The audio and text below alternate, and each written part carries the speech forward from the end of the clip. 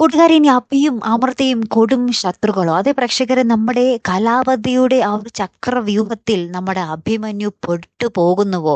അതേ കൂട്ടുകാരി, ഇനി നമ്മുടെ അമൃതയ്ക്കെതിരെ കള്ളത്തെളിവുകൾ ഉണ്ടാക്കി നമ്മുടെ അഭിയെയും അമൃതയും എന്നേക്കുമായി പിരിക്കുക എന്നുള്ളൊരു ലക്ഷ്യം മാത്രമായിരിക്കും നമ്മുടെ കലാവധിക്കുള്ളിലുള്ളത്. എന്നുവെച്ചാൽ നമ്മുടെ ആ ഒരു ക്ഷേത്രത്തിൽ വെച്ച് കല്യാണം മുടങ്ങിയ സമയം നമ്മുടെ അമൃത പറയുന്നുണ്ട്, അഭി അല്ലാതെ വേറെ ഒരാളും എൻ്റെ കഴുത്തിൽ താലി കെട്ടില്ല, നിങ്ങൾ മഹേന്ദ്രനെ കൊണ്ട് വെറുതെ എൻ്റെ പിറകെ നടക്കണ്ടെന്ന് പറയുന്നുണ്ടല്ലേ. അത് കലാവധിയുടെ ഉള്ളിൽ തന്നെ കിടപ്പുണ്ട്. അപ്പൊ എന്തായാലും അമ്മയുടെ മരണത്തോടു കൂടി നമ്മുടെ അഭിമന്യു ആകെ തകർന്നിരിക്കുകയാണ്. ഇനി അതിന് പിന്നിൽ, അമ്മയുടെ മരണം ഒളിപ്പിച്ചു വെച്ചതിന് പിന്നില് നമ്മുടെ അമൃതയുടെ കരങ്ങളും ഉണ്ട് എന്ന് നമ്മുടെ കലാവധി തെളിയിച്ചു കഴിഞ്ഞാൽ പിന്നെ തീർന്നു. അഭിമന്യു ഒരിക്കലും നമ്മുടെ അമൃതയെ സ്വീകരിക്കാൻ തയ്യാറാവില്ല. കാരണം അത്രയ്ക്ക് ജീവനാർന്നു നമ്മുടെ അഭിമന്യുവിന് സ്വന്തം അമ്മയെ, അല്ലെ. അമ്മയുടെ മരണത്തിന് കൂട്ടുനിന്ന്, അല്ലെങ്കിൽ അമ്മയുടെ മരണം ഒളിപ്പിച്ചു വെച്ച് കല്യാണം നടത്താൻ കൂട്ടുനിന്ന ഒരാളെയും നമ്മുടെ അഭിമന്യു ഇനി ഒരിക്കലും വിശ്വസിക്കില്ല എന്നതിന് 100% ഉറപ്പുള്ള കാര്യമാണ്. ആ ഒരു പ്രശ്നത്തിന്റെ പേരിൽ നമ്മുടെ അഭിമന്യുവും വിവേകും തമ്മിൽ ഓൾറെഡി അടിച്ച് പിരിഞ്ഞു, അല്ലെ.